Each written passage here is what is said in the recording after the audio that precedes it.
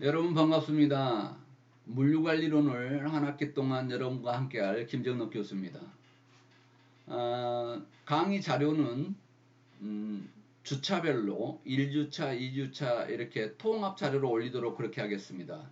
예를 들자면 1주차는 1-1, 1-2, 1-3을 여러분이 보기 좋게 통합해서 하나로 자료를 올릴 계획입니다. 그리고 2주차는 2-1, 2-2, 2-3을 묶어서 하나 자료로 올릴 계획이니까 여러분들이 볼 때는 클릭하면 전체를 한 번에 봐서 앞뒤 언제든지 다시 열어서 넓은 범위를 볼 수 있도록 그렇게 하겠습니다. 그리고 물류 관리 내용에서 물적 유통과 상적 유통이 있는데 상적 유통까지를 같이 여러분하고 살펴보도록 그렇게 하겠고, 또 한 가지는 이 내용이 수업이 이 교재가 빨리 끝나면 다른 내용의 자료를 더 심도 있게 교육하도록 그렇게 하겠습니다. 자, 그러면 물류관리론 오늘 1-1 물류관리의 이해에 대해서 여러분들과 함께 수업하도록 그렇게 하겠습니다. 이번 주에는 1주차에서는 물류의 정의, 그리고 물류를 둘러싼 환경 변화, 그리고 물류 기본 기능, 물류 활동의 원칙, 물류의 영역, 여기까지를 여러분들과 수업해 보도록 그렇게 하겠습니다. 유통이라고 우리는 이야기를 많이 들었는데요. 유통은 크게 상적 유통과 물적 유통으로 구분할 수 있습니다. 그래서 여러분들이 보통 유통이라고 쓰고 있는 단어는 상적 유통에 해당하는 내용이다, 이렇게 보면 되겠습니다. 그런데 물적 유통은 상류는 상류라 하지 않고 보통 상적 유통은 유통이라 하고, 물적 유통도 물적 유통이라고 하고 보통 물류 이렇게 약자로 많은 사람들이 표현하고 있습니다. 이 중에서 지금 상적 유통을 제외한 물적 유통을 우리가 수업을 할 건데요. 물적 유통 중에서 물적 유통은 물자 유통과 정보 유통으로 구분할 수 있습니다. 물론 같은 유통이기 때문에 큰 범위에서 상적 유통을 이야기하지 않을 수 없습니다. 상적 유통과 물적 유통은 같은 유통 안에 있어서 서로 뗄래야 뗄 수 없는 관계에 있기 때문에 상적 유통을 같이 여러분과 이해하기 쉽도록 수업을 하도록 그렇게 하겠습니다. 물적 유통이란 생산자로부터 소비자에까지 이르는 물적 흐름을 이야기합니다. 어떤 물류죠, 말 그대로 물자나 정보로 유통의 흐름이다, 이렇게 보면 되겠습니다. 그래서 생산자와 소비자 간의 시간적, 공간적 격차를 물리적으로 극복하는 것이 물적 유통이다, 이렇게 보면 되겠습니다.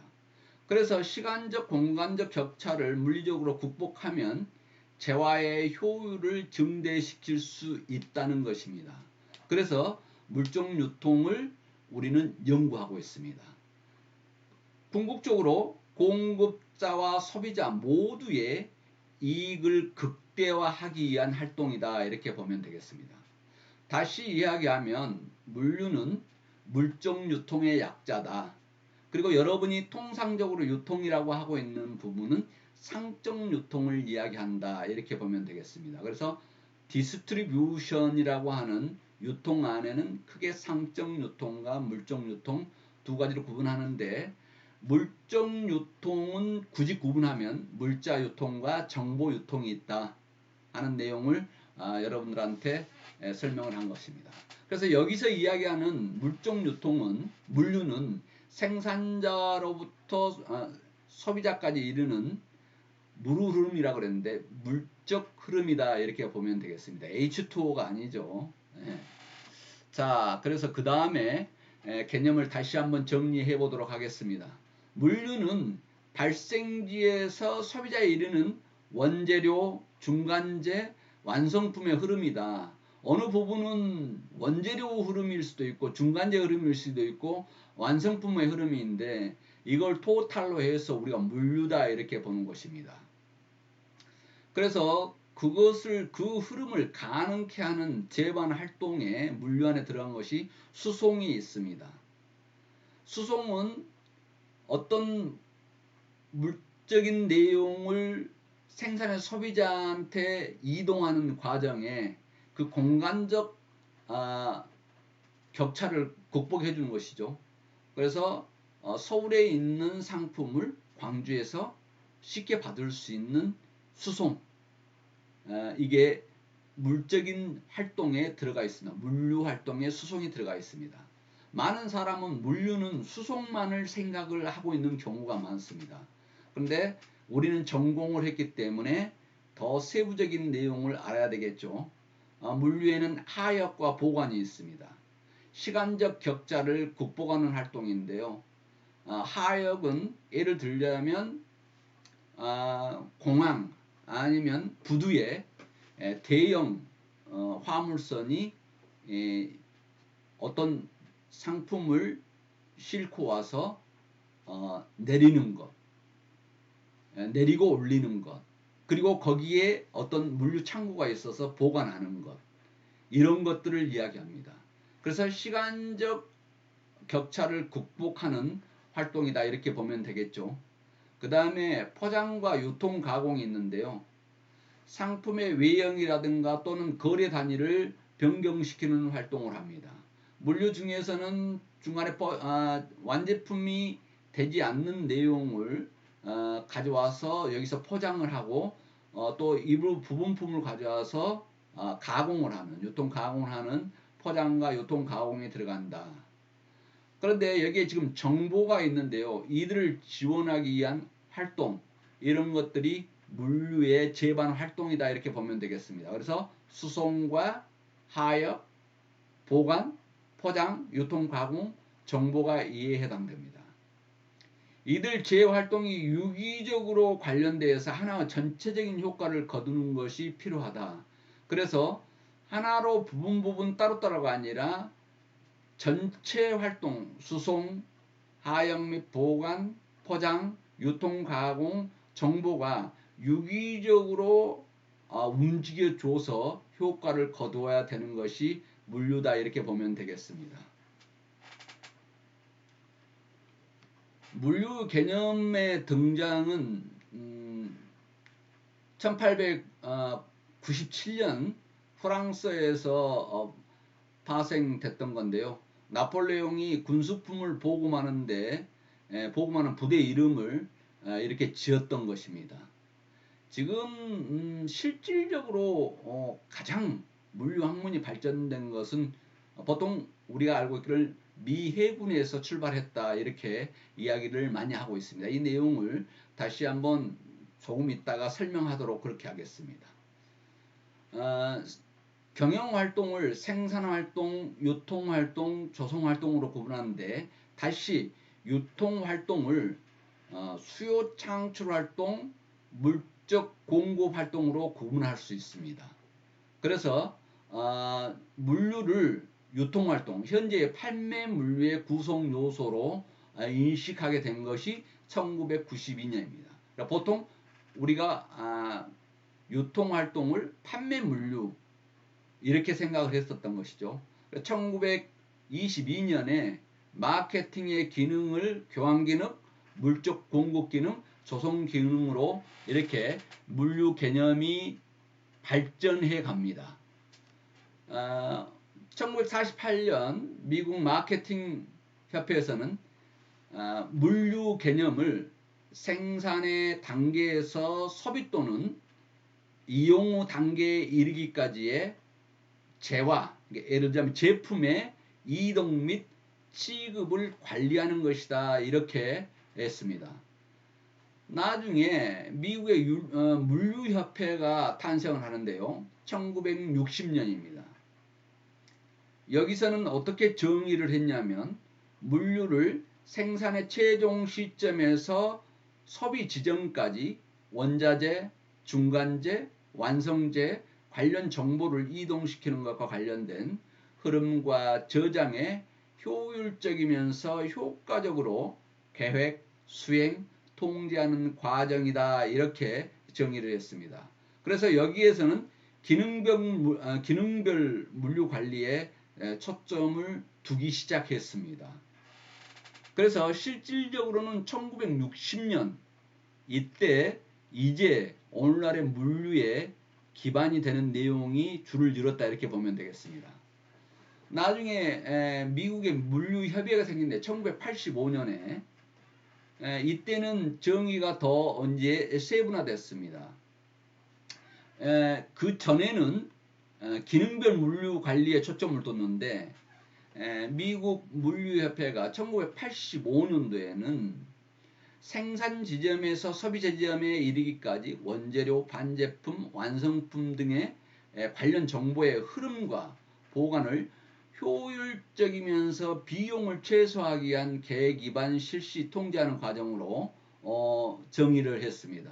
그래서 물류의 범위 확대를 원자재 조달에서 생산 과정을 거쳐서 완제품이 최종 소비 지점에 이르기까지의 판매까지를 포함하는 통합 물류에 초점을 뒀던 것이 1985년도에 이루었습니다. 지금 최근에는 더 진화된 모습을 우리는 볼 수 있는데요. 이렇게 물류학문은 미국의 물류협회에서 미국 물류협의회에서 SCM 전문가협의회까지 진화되면서 발전해 왔다 이렇게 보면 되겠습니다. 자, 그래서 물류를 로지스틱스라고 명명하면서 정의를 하게 되는데요. 물류란 고객의 요구를 충족시키기 위해서 발생지에서 소비지까지 상품, 서비스 및 관련 정보의 효율적이고 효과적인 전후방 흐름과 저장을 계획, 실행, 통제하는 프로세스다. 이렇게 해서 공급 체인 관리, 공급 사슬 관리에 초점을 두기 시작합니다. 그래서 물류라고 하는 것은 아주 간단하게 배송 시스템이라고 우리가 알고 있는데 그게 아니라 생산에서 소비까지 이르기까지 소비자까지 이르는 상품 서비스의 내용을 어떻게 하면 효율적이고 효과적으로 전후방 흐름을 잘 계획하고 실행하고 통제하는 프로세스를 만들어 갈 것인가 하는 것이 물류의 개념으로 이렇게 대두되었습니다. 그래서 물류하면 배송이다. 이 내용으로 우리는 전공한 사람은 생각해서는 안 된다 하는 내용이죠. 자, 물류의 개념은 계속 진화된 내용을 다시 한번 여기에서 정리해 보도록 그렇게 하겠습니다. 1960년대에서 70년대는 물류 개념이 물류비 절감을 어떻게 할 것이냐가 중요했습니다. 그래서 수송, 보관 및 재고 관리, 기능별 물류 관리에 초점을 뒀던 것이 70년대까지였는데 80년대에서 90년대로 바뀌면서 로지스틱스 관리라고 해서 물류 효율화를 위한 통합 물류 관리에 초점을 뒀습니다. 그래서 물류라고 하는 것은 세분이 아니라 통합 물류 관리 어떤 전략이 있어야 된다. 이렇게 했던 것이죠. 그런데 2000년 이후에는 공급 사슬 관리였습니다. Supply Chain Management, 그래서 SCM이라고 그러죠. 공급 사슬 전체의 최적화에 초점을 뒀다고 하는 부분입니다.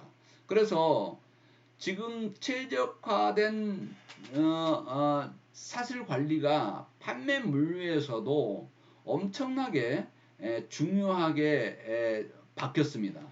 지금 연도별로 이야기를 하는데 지금 유통업체들, 온라인 유통업체들 여기에서도 엄청난 물류의 혁신이 이루어졌다 이렇게 보면 되겠습니다. 그래서 지금 우리나라의 온라인 업체 물류 체계도 엄청난 진화를 했다.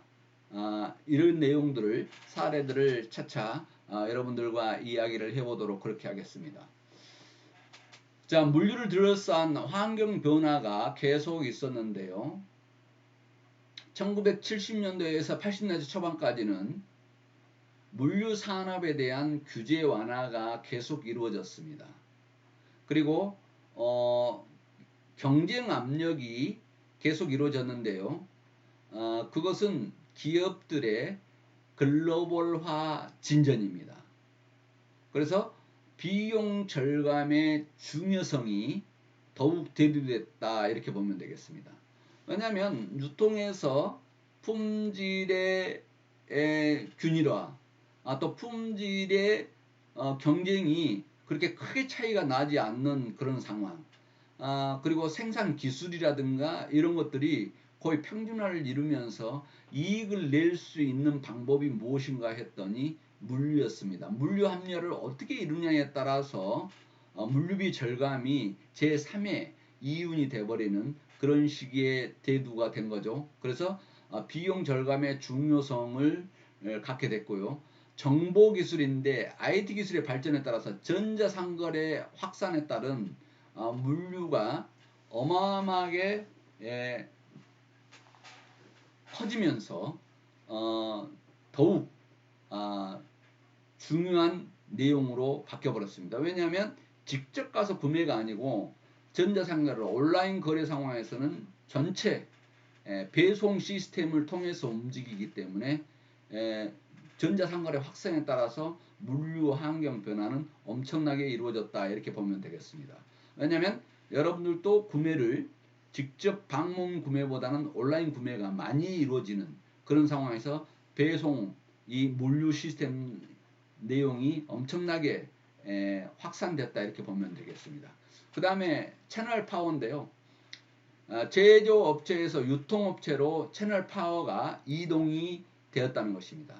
제조업체의 힘이 셌었는데 이제 팔아주는 유통업체 채널 파워가 세졌다는 것입니다. 또한 수익 상승 효과가 있음으로써 환경, 물류를 둘러싼 환경은 엄청난 환경 변화가 이루어지고 있다 이렇게 보면 되겠습니다.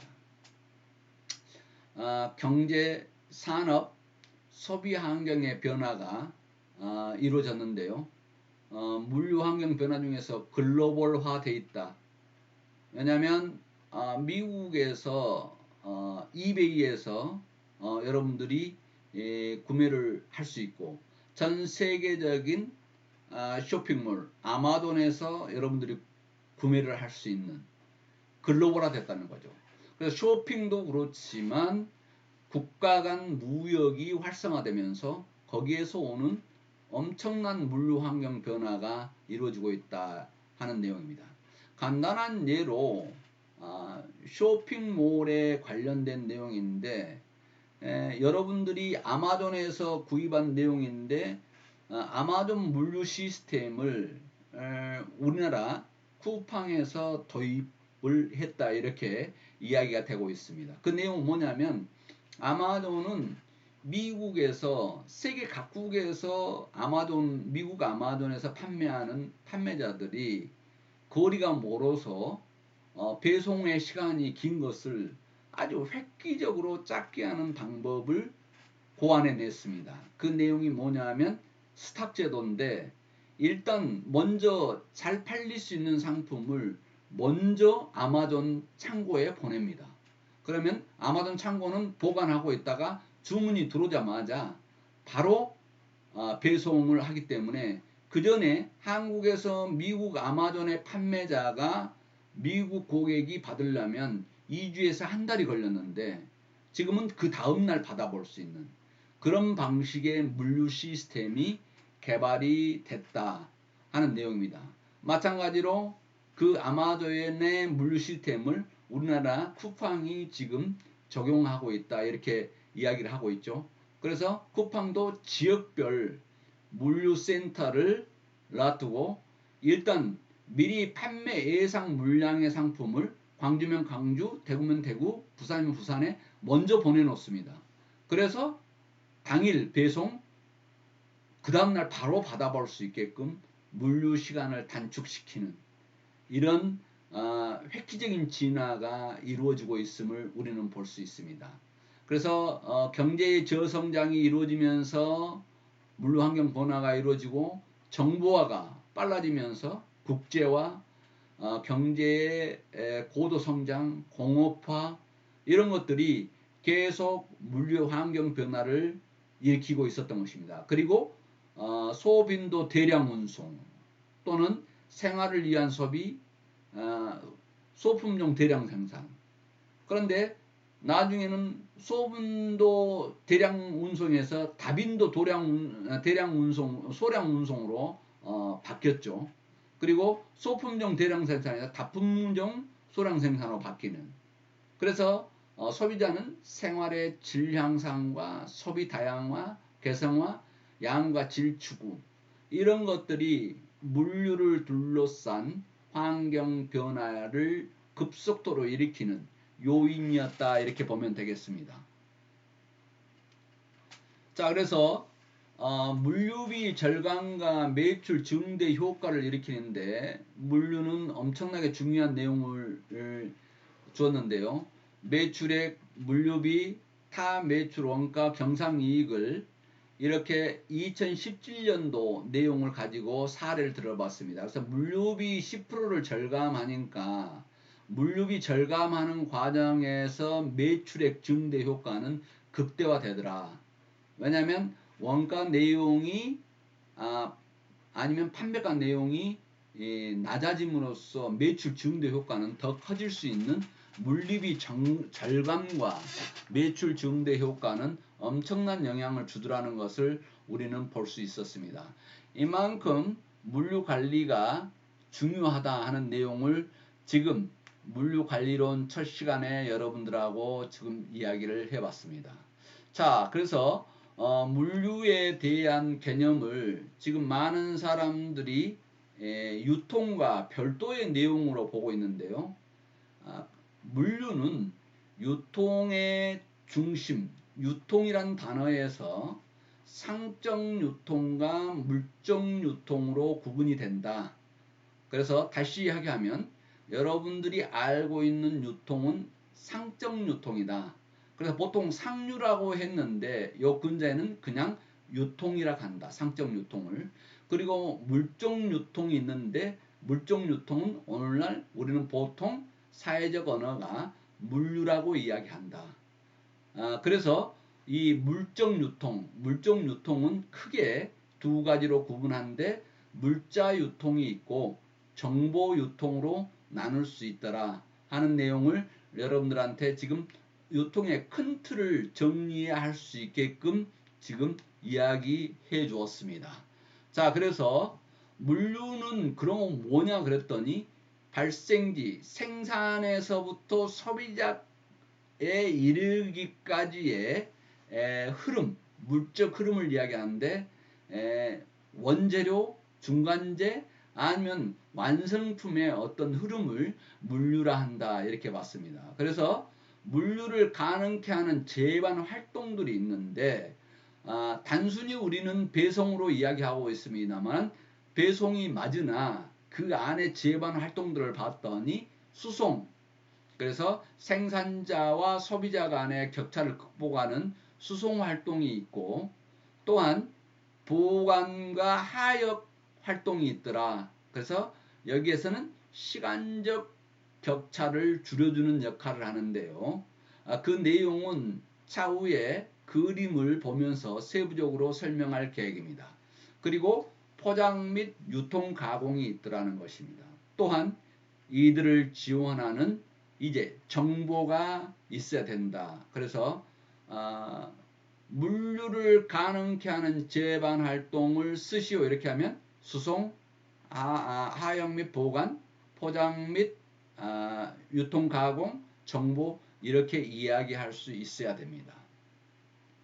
그래서 물류의 어원에 대해서 이야기를 쭉 해봤고요. 그리고 물류 개념이 조금씩 바뀌어 왔습니다. 그 내용에 대해서 여러분들과 이야기를 했는데, 한 시기에는 기능별 물류 관리에 초점을 뒀는데 근자로 오면서 통합 물류 관리에 초점을 두다가 마지막에 최근에는 지금 SCM이라고 그랬죠. 체인 매니지먼트 이게 들어갔다. 그렇게 해서 CLM이라고 한다. 공급 사슬 관리에 초점을 두기까지의 물류가 발전했다 하는 내용을 이야기했습니다. 여러분, 물류 관리론 첫 시간인데 바쁘게 정의를 해봤습니다. 비대면 수업 듣느라고 대단히 수고했습니다.